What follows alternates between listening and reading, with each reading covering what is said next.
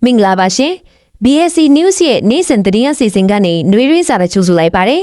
ဒီကနေ့မှာတော့မြန်မာနိုင်ငံရေးနဲ့ຫນွေဦးဒေါ်လာနီသမိုင်းတစ်ခွေမှာအထူးအာရုံစိုက်စရာထက်လာတဲ့ပြည်တွင်းရေးရာထိတန်းသတင်းတွေကိုအချိန်ယူပြီးအသေးစိတ်စူးစီးတင်ဆက်ပေးသွားမှာဖြစ်ပါတယ်ပရိသတ်ကြီးအနေနဲ့နိုင်ငံရေးအပြောင်းလဲနေမြေပြင်ကဒေါ်လာရေးအခြေအနေတွေနဲ့စစ်ကောင်စီရဲ့နိုင်ငံရေးလက်ခွက်တွေကိုပုံမနားလည်သဘောပေါက်စေဖို့အတွက်ဒီကနေ့သတင်းတွေကိုပြည့်ပြည့်စုံစုံတင်ဆက်ပေးသွားမှာပါအဓိကတင်ဆက်ပေးမယ့်အကြောင်းအရာတွေကတော့မတရားဖမ်းဆီးထိန်းသိမ်းခံထားရတဲ့နိုင်ငံတော်သမ္မတဦးဝင်းမြင့်နဲ့နိုင်ငံတော်အတိုင်ပင်ခံပုဂ္ဂိုလ်ဒေါက်အောင်ဆန်းစုကြည်တို့ကိုစစ်ကောင်စီကနေအိမ်အကျယ်ချုပ်အဖြစ်ပြောင်းရွှေ့လိုက်တဲ့သတင်းအကျဉ်းသား4,000ကျော်ကိုလွတ်ပေးတဲ့အထဲမှာ NLD နိုင်ကဦးဝင်းထိန်နဲ့မှတ်တမ်းရုပ်ရှင်ဒါရိုက်တာရှင်ဒေဝီတို့ပါဝင်လာတဲ့သတင်းတိုင်းရင်းသားလက်နက်ကိုင်တွေကိုလက်နက်စွန့်မှုစစ်ကောင်စီခေါင်းဆောင်မဲအောင်လှိုင်ရဲ့ကန့်လန့်ချက်အပေါ်တော်လှန်ရေးအင်အားစုတွေရဲ့ပြတ်သားတဲ့တုံ့ပြန်ချက်တွေနဲ့ຫນွေဦးတော်လှန်ရေးဟာတမိုင်းဝင်ညီညွတ်မှုတစ်ခုကိုဖော်ဆောင်နိုင်ခဲ့ပြီလို့ NUG ယာယီသမ္မတဒူဝါလာရှိလာပြောကြားလိုက်တဲ့သတင်းတွေကိုအသေးစိတ်တင်ဆက်ပေးသွားမှာပါရှင်ပထမဆုံးသတင်းအနေနဲ့မြန်မာပြည်သူတရက်လုံးစိုးရင်ပူပန်နေကြတဲ့နိုင်ငံတော်ခေါင်းဆောင်တွေရဲ့နောက်ဆုံးအခြေအနေကိုတင်ဆက်ပေးခြင်းပါတယ်ရှင်2020ခုနှစ်ဖေဖော်ဝါရီလ1ရက်နေ့မနက်အစောပိုင်းမှာမြန်မာစစ်တပ်ကနိုင်ငံတော်အာဏာကိုမတရားသိမ်းပိုက်ခဲ့ခြင်းကစလို့ဖမ်းဆီးထောင်ချခံထားရတဲ့နိုင်ငံတော်သမ္မတဦးဝင်းမြင့်ဟာအခုခါမှာတော့ထောင်ကနေလွတ်မြောက်လာပြီးနေအိမ်ကိုပြန်လည်ရောက်ရှိလာပြီးဖြစ်ကြောင်းသတင်းရင်းမြစ်ဒေးစီကနေသိရှိရပါတယ်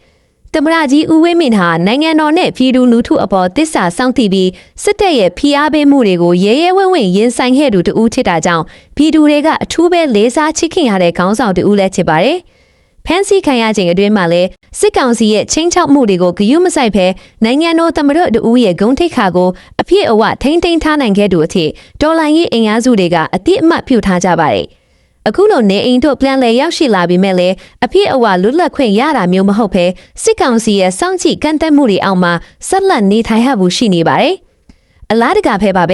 မြန်မာပြည်သူလူထုတရက်လုံးကအမေစုလိုချစ်စနူးခေါ်ဝေါ်ကြတဲ့လူထုခေါင်းဆောင်နိုင်ငံတော်အတိုင်ပင်ခံပုဂ္ဂိုလ်အသက်ပြည့်ဆက်ဆုံးအရွယ်ဒေါ်အောင်ဆန်းစုကြည်ကလည်းရန်ကုန်မြို့တက္ကသိုလ်ရိပ်သာလမ်းမှာရှိတဲ့သူမရဲ့နေအိမ်ကိုစစ်ကောင်စီကပြန်လည်ပို့ဆောင်လိုက်ပြီးဖြစ်ကြောင်းခိုင်လိုတဲ့သတင်းရင်းမြစ်တွေစီကနေအတီးပြုသိရှိရပါတယ်။ဒေါ်အောင်ဆန်းစုကြည်ဟာစစ်တပ်ကအာဏာသိမ်းပြီးနောက်ပိုင်းနိုင်ငံတော်လှုပ်ရှားလက်အောက်ဥပဒေဆက်သွယ်ရေးဥပဒေပုတ်ခွန်တွင်းခွန်ဥပဒေတဘာဝဘေးအန်ဒီရဲ့စီမံခန့်ခွဲမှုဥပဒေနဲ့အဂတိလိုက်စားမှုဆိုင်အခြေမြင့်မှုရှိဆွဆွဲချက်ပေါင်းများစွာနဲ့အမှုပေါင်း19မှုအတွေ့ထောင်ဒဏ်33နှစ်အထိမတရားချမှတ်ခံထားရတာဖြစ်ပါတယ်။အကျဉ်းထောင်ထဲမှာ3နှစ်ကျော်ကြာနေထိုင်ခဲ့ရပြီးတော့ယခုဧပြီလအတွင်းမှာမှနေအိမ်အခြေချုပ်သဘောမျိုးနဲ့ပြည်လည်လွတ်မြောက်လာတာဖြစ်တယ်လို့စစ်ကောင်စီအတိုင်းဝိုင်းကနေထပ်ပေါ်လာတဲ့သတင်းတွေအရသိရှိရပါတယ်။သမ္မတကြီးဦးဝင်းမြင့်ဟာရန်ကုန်ကိုရုတ်ချင်းမှာပဲမကြာခင်ကကွယ်လွန်သွားပြီးတဲ့ NLD ပါတီရဲ့နာယကကြီးတပ်မတော်ကာကွယ်ရေးဦးစီးချုပ်ခေါင်းသူရဦးထင်ဦးရဲ့နေအိမ်ကိုတွားရောက်ဂါရဝပြုမယ်လို့လည်းသိရပါတယ်။သူ့ပေပဲလည်းလက်ရှိအချိန်မှာတော့တက္ကသိုလ်ရိပ်သာလာနေအိမ်ပတ်ဝန်းကျင်မှာစစ်ကောင်စီရဲ့ထောက်လှမ်းရေးလေဝင်ထွက်သွားလာနေပြီးလုံခြုံရေးတွေကိုအထူးတင်းကျပ်ထားလေလို့ဒေတာကန်လေးစီကသိရပါတယ်။ဒါအပြင်ဒေါ်အောင်ဆန်းစုကြည်ရဲ့ရန်ကုန်နေအိမ်လုံခြုံရေးနဲ့စီမံခန့်ခွဲမှုအားလုံးကိုတာဝန်ယူလှုပ်ဆောင်ပေးဖို့အတွက်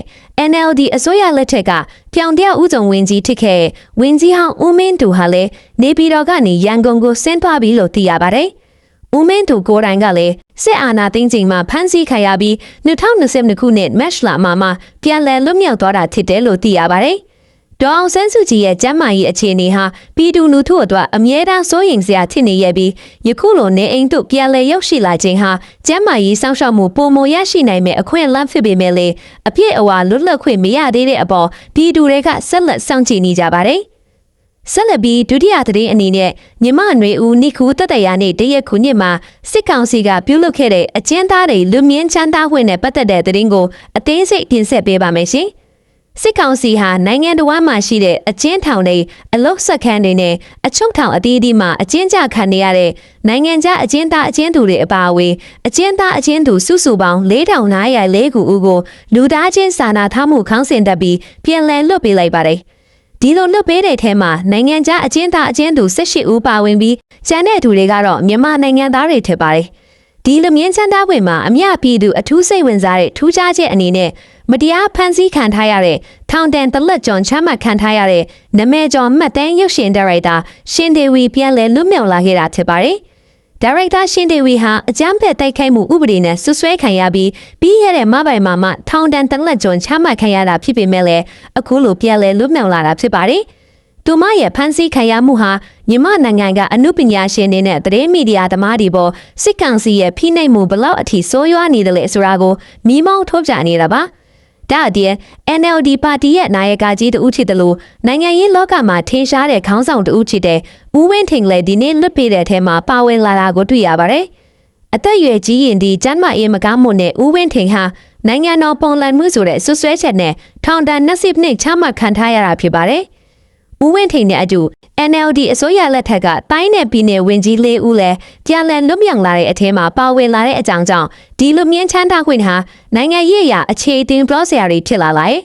စစ်ကောင်စီဘက်ကတော့ဒီလိုအကျဉ်းသားတွေလွတ်ပေးတာပြင်ပြစ်ဒဏ်လော့ပေါမှုတွေကိုလည်းထုတ်ပြန်ကြေညာခဲ့ပါတယ်။တည်တံကြခံနေသူတွေကိုထောင်ဒဏ်တစ်လက်ကျော်ပြန်ပြောင်းလဲပေးတာထောင်ဒဏ်တစ်လက်ကျော်ကြခံနေသူတွေကိုထောင်ဒဏ်အနက်40အထိလော့ပေါပေးတာဆိုတဲ့ပြစ်ဒဏ်လော့ပေါမှုတွေလှုပ်ဆောင်ခဲ့ကြောင်းစစ်ကောင်စီကဆိုပါတယ်။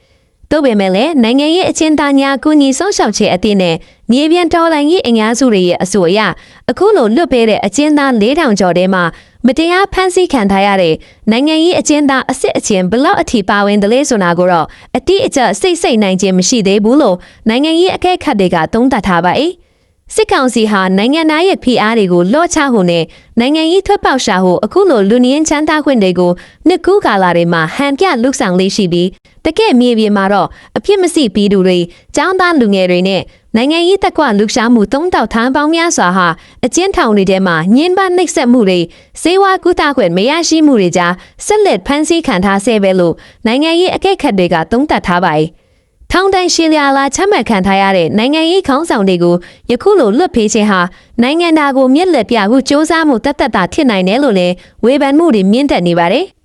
တတိယသတင်းအနေနဲ့နိုင်ငံရေးစီရေးအဖက်ဖက်ကနေအရေးနေနေတဲ့အကြသေးပေါင်းစုံကရင်ဆိုင်နေရတဲ့အဂရန်ဖက်စစ်ကောင်စီခေါင်းဆောင်မင်းအောင်လှိုင်ရဲ့ကန့်လန့်ချက်နဲ့တော်လှန်ရေးအင်အားစုတွေရဲ့သဘောထားကိုတင်ဆက်ပေးပါမယ်ရှင်။စစ်ကောင်စီခေါင်းဆောင်မင်းအောင်လှိုင်ကတိုင်းရင်းသားလက်နက်ကိုင်အဖွဲ့အစည်းတွေ EAO တွေကိုလက်နက်စွန့်လွှတ်ပြီးနိုင်ငံရေးပြည်ထနာကိုစစ်ပွဲဝိုင်းမှာနိုင်ငံရေးနည်းလမ်းနဲ့ဖြည့်ရှင်းကြကိုမကြာခင်ကထပ်ပြီးဖိတ်ခေါ်ကန့်လန့်လာပါတယ်။ဒီကန့်လန့်ချက်ဟာမြေပြင်မှာစစ်ကောင်စီတပ်တွေအထိုင်စခန်းပေါင်းများစွာဖြူဟာကုန်းပေါင်းများစွာကိုလက်လွတ်ရပြီးစစ်တိုင်းထောင်ပေါင်းများစွာအရာရှိအဆင့်တွေပါမကျန်လက်နက်ချအညံချနေတဲ့အချိန်ကာလနဲ့တိုက်ဆိုင်နေတာကြောင့်စစ်ကောင်စီရဲ့အားနည်းချက်ကိုဖုံးကွယ်ဖို့စ조사မှုတအုပ်အဖြစ်ရှုမြင်ခံနေရပါတယ်။နွေဦးတော်လှန်ရေးကပေါ်ပေါက်လာပြည်သူ့ကာကွယ်ရေးတပ်ဖွဲ့ PDF တွေအပါအဝင်တော်လှန်ရေးအဖွဲ့အစည်းတွေနဲ့တိုင်းရင်းသားလက်နက်ကိုင်တပ်ဖွဲ့တွေကတော့ဒီလိုတစ်ဖက်ဆန်စားတဲ့စစ်ကောင်စီရဲ့ကန့်လန့်ချက်ကိုပြတ်သားစွာပယ်ချထားပါတယ်။အကြောင်းကတော့မင်းအောင်လှိုင်ဟာတိုင်းရင်းသားလက်နက်ကိုင်တွေကိုသာလက်နက်စွန့်ဖို့ပြောဆိုနေပြီးတူကိုလိုက်ဦးစီနေတဲ့အဂရန်ဖက်စစ်တပ်ကတော့ပြည်သူလူထုအပေါ်လေးချောင်းကနေနေ့စဉ်နဲ့ဆက်ဘုံကျဲတိုက်ခိုက်တာကျေးရွာတွေကိုမိရှို့ဖယ်စီးတာလက်နက်ကြီးတွေနဲ့ရန်တမ်းပစ်ခိုက်တာအဖြစ်မရှိပြည်သူတွေကိုဖမ်းဆီးတပ်ဖြတ်တာစတဲ့စစ်ရာဇမှုမျိုးစုံကိုနေ့စဉ်နဲ့ဆက်ပြောင်းကျကျူလော်နေပြီးလက်နက်စွန့်တဲ့အရေးအယောင်လုံးဝမရှိလို့ပဲဖြစ်ပါတယ်။တော်လှန်ရေးအင်အားစုတွေကတော့အဂရန်ဖက်စစ်ကောင်စီနဲ့ဘယ်တော့မှဆွေးနွေးစရာအကြောင်းမရှိဘူးလို့ထုတ်ပြန်ထားကြတယ်လို့စစ်အာဏာရှင်စနစ်အမြင့်ပြတ်ချေမှုန်းမှုတဲ့အသက်သွေးကြွေးပေးဆက်ပြီးအဆုံးထိတိုက်ခွဲဝင်သွားမယ်လို့လည်းကြေညာထားပါတယ်။မြန်မာနိုင်ငံရေးမှာစစ်တပ်ကဆက်လက်ပါဝင်ပတ်သက်နေစတော့မြန်မာဒီဘယ်တော့မှအေးချမ်းတာယာနိုင်မှာမဟုတ်ဘူးဆိုတာကိုတော်လှန်ရေးအင်အားစုတွေကခိုင်ခိုင်မာမာယုံကြည်ထားပါတယ်။စစ်တပ်ကအမြဲတမ်းငင်းချရေးဆိုတဲ့စကားလုံးကိုအသုံးပြုပြီးသူတို့အသက်ရှူချောင်းဖို့စစ်ရေးပြင်ဆင်ဖို့အချိန်ဆွဲလိရှိတာကိုတိုင်းရင်းသားအဖွဲ့အစည်းတွေကကောင်းကောင်းသိမြင်ထားပြီးဖြစ်ကြပါတယ်။ဒါကြောင့်လက်ရှိအဂရန်ဖက်သမားတွေမဲ့အာဏာရှိတွေကြီးစိုးနေတဲ့မြန်မာစစ်တပ်ကိုအပီးတိုင်ဖျက်ဆီးပြီးဒီမိုကရေစီနဲ့ဖက်ဒရယ်စနစ်ကိုအခြေခံတဲ့တိုင်းရင်းသားအားလုံးတန်တီညီမျှပါဝင်တဲ့ဖက်ဒရယ်တပ်မတော်တရက်ကိုပြောင်းလဲဖွဲ့စည်းနိုင်မှမြန်မာနိုင်ငံရဲ့နှစ်ပေါင်း80ကျော်ကြာလက်နက်ပဋိကပါပြီးအလုံးစုံချုပ်ငင်းသွားမယ်လို့ဆိုပါတယ်။ဒါအပြင်တိုင်းပြည်ကို6ကန်းပါတဲ့တွန်းပို့ခဲ့တဲ့မင်းအောင်လှိုင်အားဝေးစစ်တပ်ထိုင်ပိုင်းကောင်းဆောင်တွေကိုနိုင်ငံတော်ပုံလန်မှုပြည်သူလူထုအပေါ်အဂရန်ဖတ်တက်ထက်မှုတွေနဲ့လူအခွင့်အရေးချိုးယုံမှုတွေအတွေ့နိုင်ငံသားဥပဒေပြည်တွင်းဥပဒေတွေနဲ့အညီတရားရုံးမှာထိထိရောက်ရောက်အရေးယူရမယ်လို့တော်လှန်ရေးအင်အားစုတွေကအလေးအနက်တောင်းဆိုထားပါတယ်။ သတင်းတွေရဲ့နောက်ဆုံးပိုင်းမှာတော့မြမနွေဦးတော်လန်ကြီးကိုနိုင်ငံရေးအရာစစ်ရေးအရာပါဦးဆောင်နေရဲ့အမျိုးသားညီညွတ်ရေးအစိုးရ NUG ယာယီသမရဒူဝါလာရှိလက်၏ပြည်သူလူထုတန်းဖော်ကြခဲ့တဲ့မိန့်ခွန်းနဲ့တော်လန်ကြီးအင်အားစုတွေရဲ့တမိုင်းဝင်ညီညွတ်မှုတစ်ခုကိုတင်ဆက်ပေးပါမယ်ရှင်။ယာယီသမရဒူဝါလာရှိလကနိုင်ငံတော်အခြေအနေအရာကိုပြည်သူလူထုကိုပြောကြားမိခွန်းပြောကြားတဲ့မှာအထူးအလေးထားပြောဆိုသွားတာကတော့ညီညွတ်ရေးဆိုတဲ့အချက်ပဲဖြစ်ပါတယ်။ဆဲစုနှစ်ပေါင်းများစွာစစ်တပ်ရဲ့ရက်ဆက်ယုံမာတဲ့သွေးခွေးအောက်ချုပ်မှုဝါရဖျားမိုင်းပိုက်ခြင်းမှုဝေကြောင့်မြမလူအဖွဲ့အစည်းဟာမျိုးရည်ရဲ့ဘာသာရေးတွေဒေသဆွဲတွေနဲ့အစိတ်စိတ်အမားမှာကွဲပြားခဲ့ရပြီးအချင်းချင်းယုံကြည်မှုမကင်းမဲ့ခဲ့ရတာကြောင့်တို့ပေမဲ့လည်း2020ခုနှစ်စစ်တပ်ကအာဏာသိမ်းပြီးနောက်ပိုင်းပေါ်ပေါက်လာတဲ့ယခုနွေဦးတော်လှန်ရေးကတော့တိုင်းရင်းသားပြည်သူတရက်လုံးကိုတပေါင်းတစည်းဖြစ်အောင်ဘုံရန်သူဟာအာဏာရှင်စနစ်သာဖြစ်တဲ့ဆိုတာကိုနားလည်သဘောပေါက်စေဖို့အတွက်မြမသမိုင်းမှာတခါမှမကြုံဘူးတဲ့တမိုင်းဝင်ညီညွတ်မှုတစ်ခုကိုခိုင်ခိုင်မာမာတည်ဆောက်နိုင်ခဲ့ပြီလို့ယာယီသမရကဂုဏ်ယူအားနဲ့ပြောကြားလိုက်ပါတယ်ဖြစ်ပါတယ်ရှင်။နောက်ဆုံးပြည်တွင်းသတင်းတွေကိုတင်ဆက်ပေးကြတာဖြစ်ပါတယ်ရှင်။နောက်ထပ်သတင်းစီစဉ်တွေမှာပြန်လည်ဆုံတွေ့ကြပါမယ်ရှင်။